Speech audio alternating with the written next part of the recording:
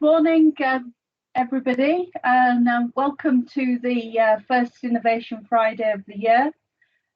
Really pleased to welcome everybody to the session today.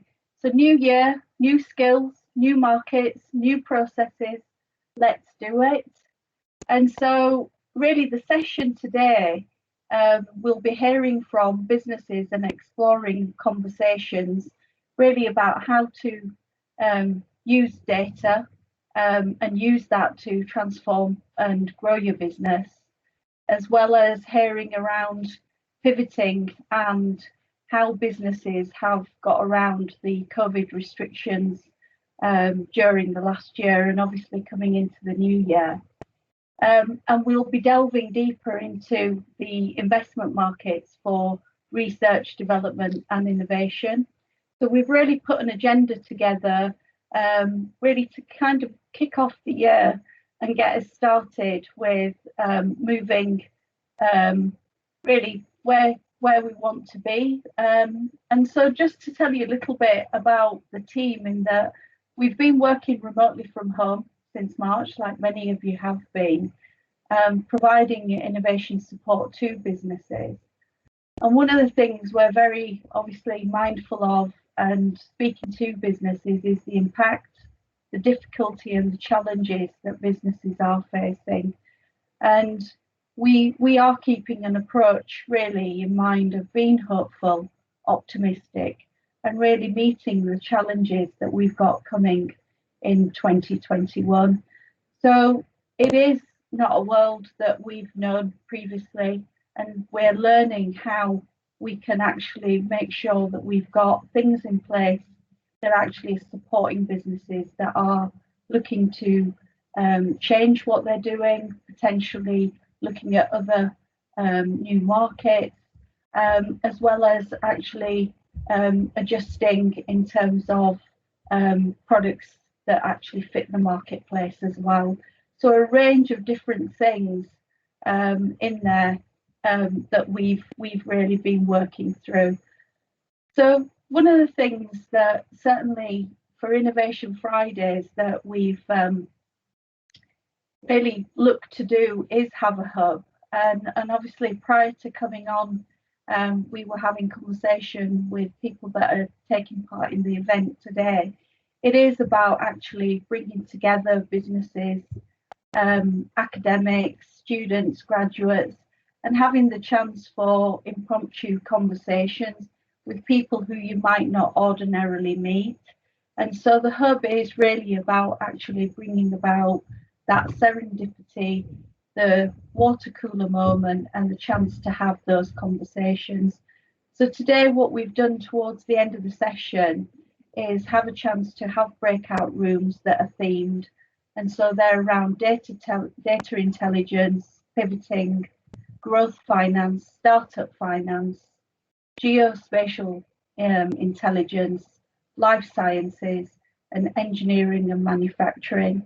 And we've kind of really gone with a few different theme areas, partly because it just gives people a chance to have some conversations around things that they're actually interested in. The way that the breakout rooms are going to work is that you've been allocated into those, and then we will give you opportunity when we get to that point, if you find that you don't want to be part of that conversation, to move around. And so my colleague Carmine Maffei will put a note within the chat and let you know in regards to what you need to do to make a move. So just to say that we're going to have obviously lively conversation. It's really about getting insights, and if you do have questions as we move through the different sessions, then please put those in the chat.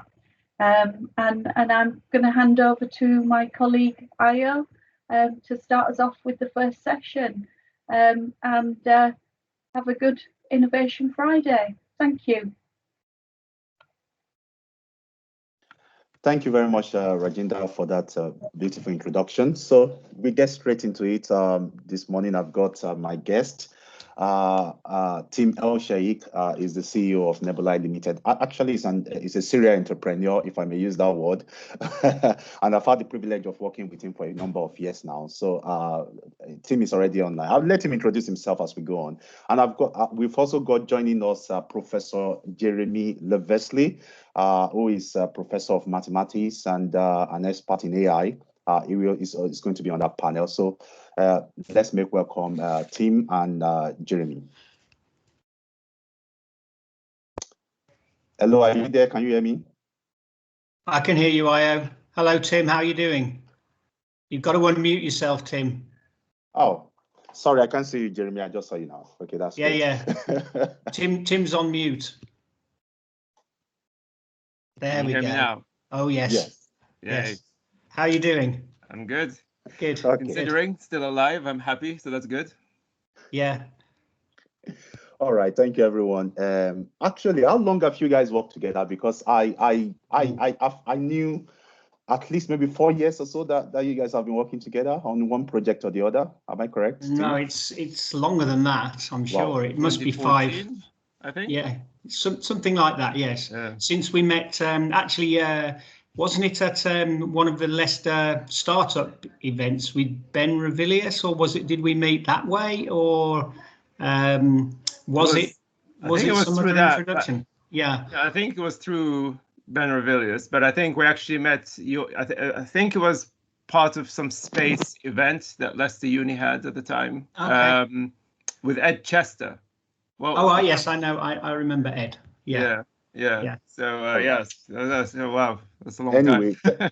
Very quickly, I will let us introduce ourselves. But for our audience, this section is about new digital. We are going to be talking a lot about data.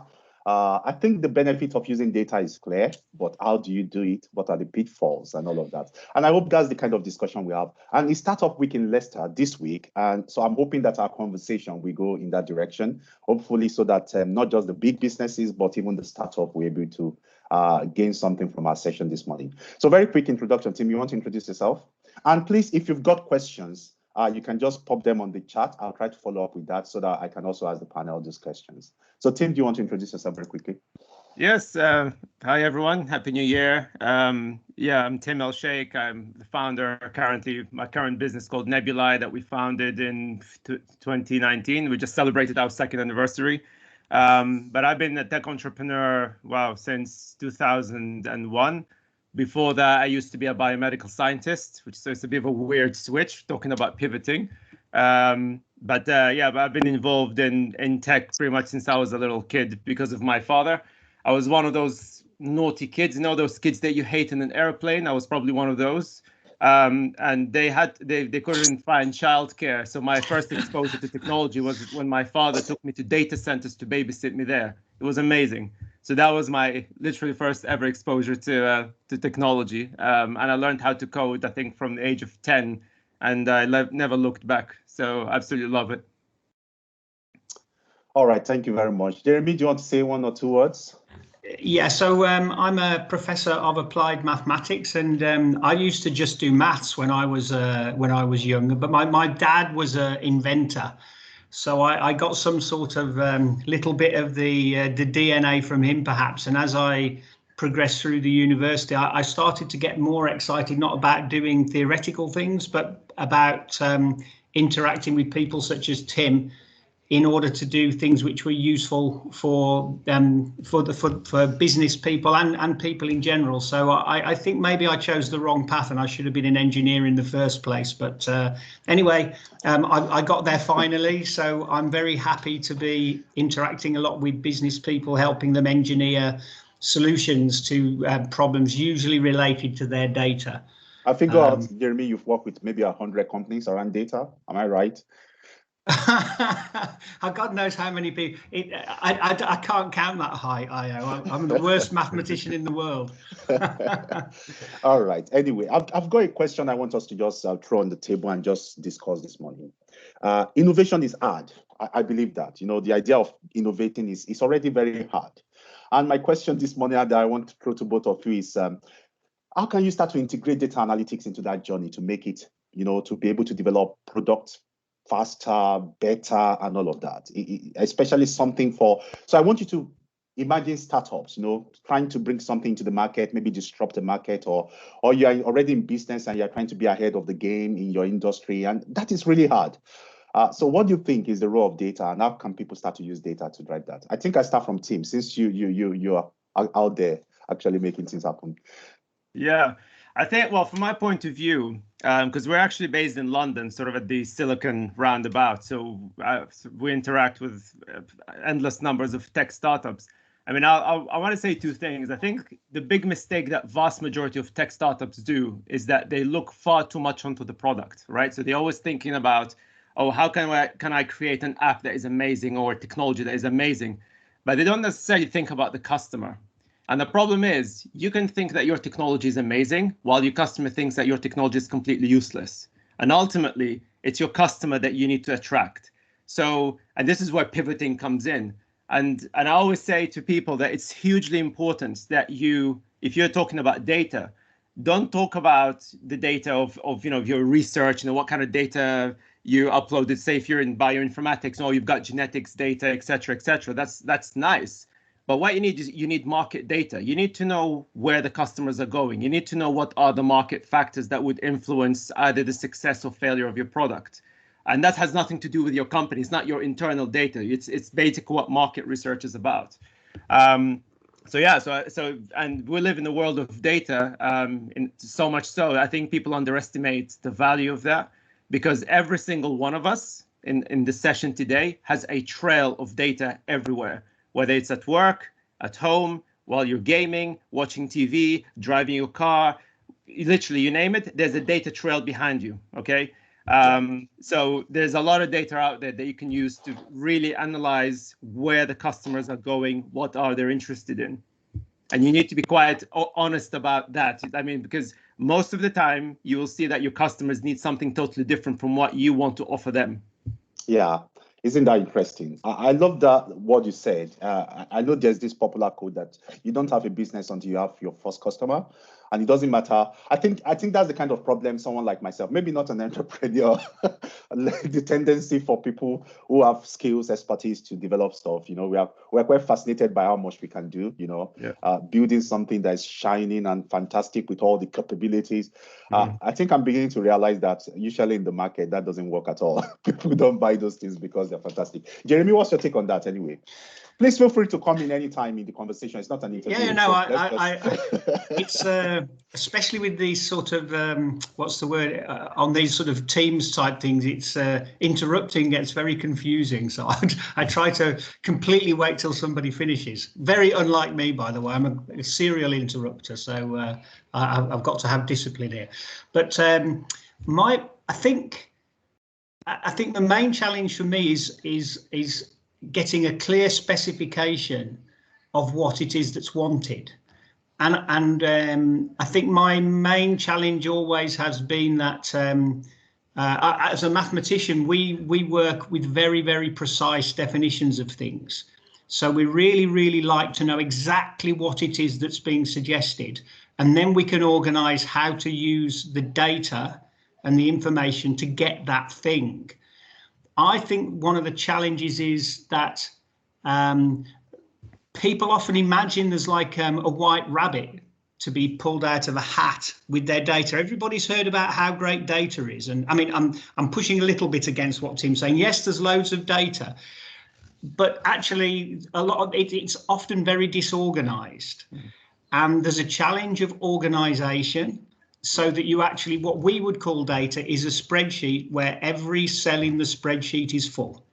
That's data to me. The rest, I got to start trying to work out how to fill the gaps. I've got to work out various things. And then I need a very specific question to try to answer. And I think one of the main challenges is the formulation of the question. And I think my interactions, and Tim probably agree with this, I can get very annoying about saying, but what is it that you really want? And that is. I think I've had that question in a number of meetings with you, Jeremy, all the time. What do you really want? What is it that you really want? I can hear you want to make money, okay, and I can hear you want to not take too much effort to make lots of money. That I hear from everybody, but that that's usually not how it's going to be. It's usually going to take a lot of hard work, and we're going to usually make a lot of mistakes along the way as we try to understand, as Tim says, what it is that's really wanted. And even the person, even the customer, sometimes doesn't know what it is they want. There's that famous Ford thing about they just ask for a better horse or something rather than a car, you know. So I think that that's also behind it, is that sometimes when you know how to use the data, you can be much more imaginative with the sort of solution. So actually sometimes better than the specifics of what it is that's wanted. And now I'm going back against myself here. Because you don't know what we know. And the people who know how to manipulate the data often can find answers you wouldn't imagine we could, so you don't ask for the right thing. I think, so there's that sort of issue as well, that do you know what I mean, Ayo? I do. I think I understand, Jeremy. And I've had the privilege of working between businesses and academia in the last about 3-4 years of my life, and I know that sport is not very easy to fill, because you hear one language from the business and entrepreneurs who are quite ambitious and they want this, and you have this other question from the academic who want to be very specific before they can create a solution. But one thing that I found quite interesting from my experience is this lean startup thing that I think has been quite brilliant, because like you said, Jeremy, oftentimes businesses don't even know the questions. I want the best product, right? I want to disrupt the market. I want to make more money. Those are very vague questions. How do you go about them? But I've come to find out that this lean startup thing is quite brilliant, and I encourage people to look at it, because it depends on the way you look at the problem. Some industries are rich with data, insurance and all of that. They're quite data rich. Others, like startup, oftentimes have nothing. So they start with an idea that they think, if I do this brilliant stuff, I'm going to change the whole world. And that's good. But the fact is that it doesn't always work like that. But I think the role of data in all of that is basically, you have an idea, you quickly want to test that idea. So you can create something that doesn't take too much time, talk to people. Sometimes it's just a survey or whatever, collect this data, analyze that data, and try to understand what the insight from that data. And then you can quickly, because I think it's in lean startup that somebody says the startup is about looking for scalable model. It's about searching for that model, you know. So you have to be able to generate insight very quickly and be able to, like you said, pivot and move things around in your favor. I think that's where it is. I don't think this is a problem that we ever go away. The entrepreneurs are going to be quite ambitious. The academics are going to always ask for the, but I think the framework that brings that together is quite. Tim, you want to say something about that? Yeah, no, I agree. And I think this is why I think people underestimate how long it takes for you to actually analyze your data to understand the market. And part of that, of course, is that discussion that you have with mathematicians. I don't think it's an academic thing, it's a mathematician thing, right? I know mathematicians who work in industry who are the same. They're like Jeremy, right? They want detailed answer about everything. And I don't think there's anything wrong with that, because the problem is, as Jeremy just alluded to, customers, they don't know what they want. You know, I mean, when Apple released the iPhone, they didn't release the iPhone because customers said, oh yeah, we want a smartphone that can do all these lovely apps. Nobody knew about that. People just wanted a phone that connects to the internet, because until that point, we had WAP. I don't know if any of you remembers WAP. It was terrible, right? So the fact that Apple managed to create a phone that gives you access to the internet, like proper internet through your phone, that was a big revolution. But no one asked for that. You see, that's the point. So you never know. It's a big gray area. So it takes time. So you know, we launched Nebuli as a business in 2019. But I mean, it took us years to understand the market, right? So it wasn't like I just, you know, used my money and my connections and boom, we just started the company. Oh no, we spent at least 4 years researching the market and talking to customers directly. So it's not about even just looking at social media. I mean, that's useful. I mean, some people even like to use Reddit. Reddit is a very nice way to sort of look at the general market sentiment, you know, what people are interested in. Things like that, but you've got to talk to customers. You've got to talk to potential users. And I know, again, a lot of entrepreneurs, they don't like talking to people. They like to be in a little desk somewhere coding all day. I'm guilty of that. I used to be like that. But no, you have to, you know, forget your code, forget everything. The first thing you do, you go out there and you talk to customers. And I find it fascinating as well.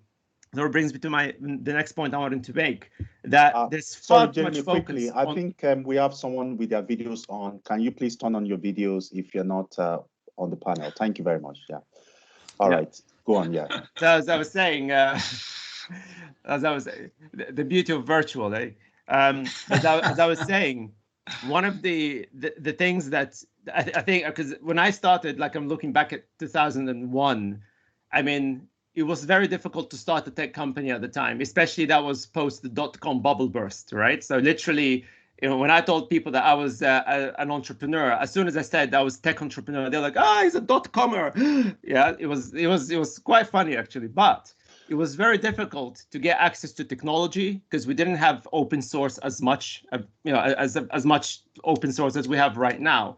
Right now, there's so much out there that is free. You literally don't need much money to set up a tech startup. Hence, the thing that I always wonder, why on earth companies, the first thing they do, they go and look for investors.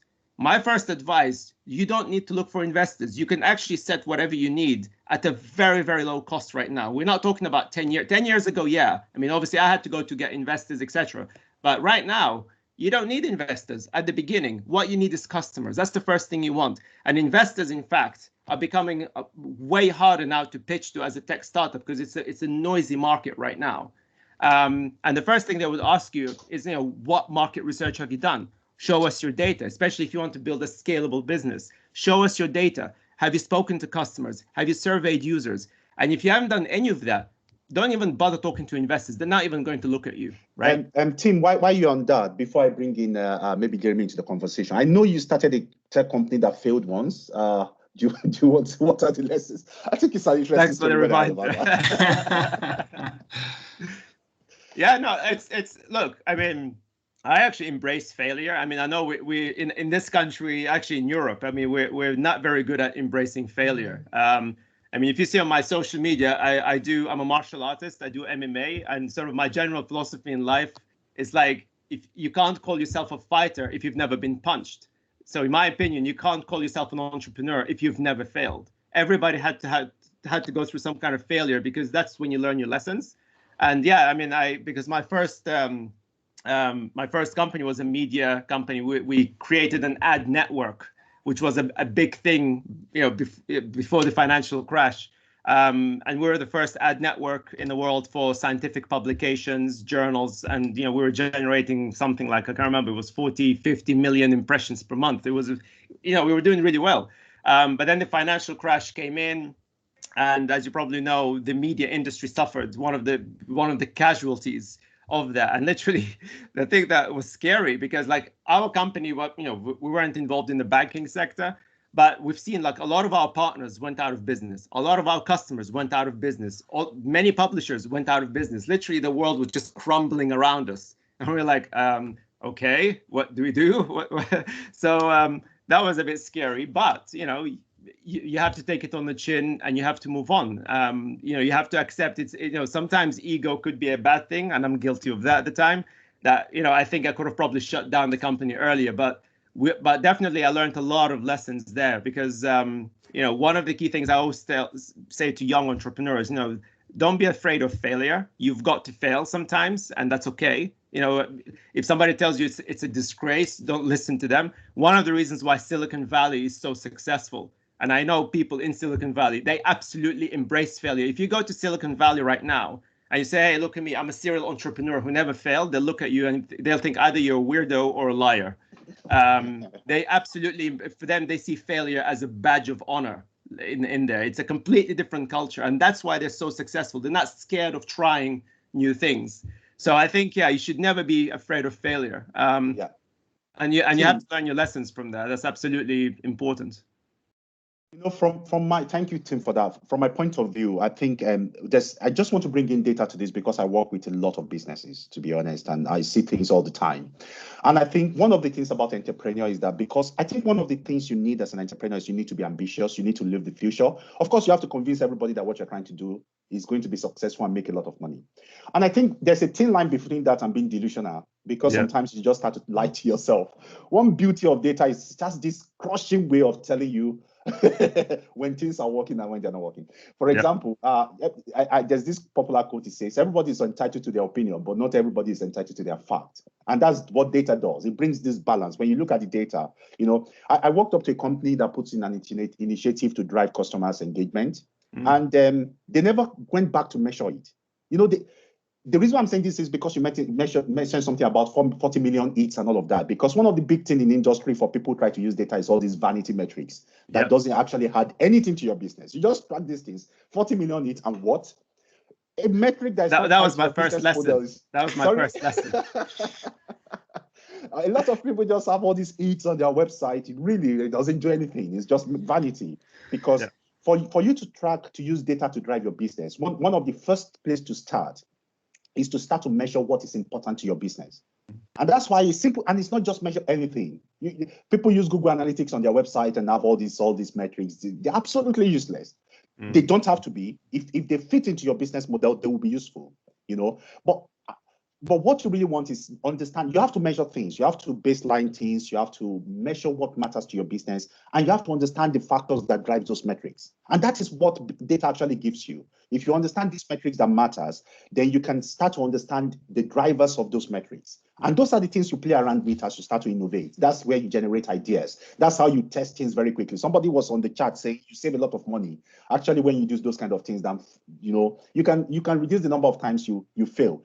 So it's just my point. I think I'm ranting all about, but it's just a few things that came to my mind about this idea of learning very quickly from your data and being able to respond. If you have a metric you're tracking in your business and you can't respond, you see the number moves up and you don't know what to do, it's useless. Yeah. You're not using data in your business.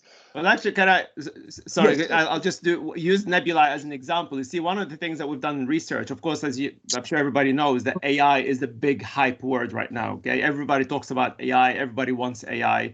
And AI is has become kind of like the vanity metrics of companies these days. Like if a company, they would apply like some tinsy-wincy machine learning algorithms, and they'll call, hey, we've got AI, even though it's nothing to do with AI. And that's the problem. And the thing is, what we've noticed, in fact, we looked at the hype. It's all about a SaaS model of AI and sort of this AI product and all that nonsense, which doesn't exist. It will never exist. Just you can take my word for that. And we actually spoke to customers. What does AI mean to them? And what we found is totally different, something completely different, right? For them, AI is actually more of a strategy of how can they make their business more efficient. So it's not about robots taking over things. It's really about how can we use smart technology that can help them be more productive, more efficient, even more ethical. As you said, data reveals, the dirty secrets, right? And so that actually makes them think, well, actually, no, we need to change our approach. We need to change how we even deal with our employment policies and things like that. So we're not talking about fancy AI robots, the Terminator coming in and Skynet and all of that stuff.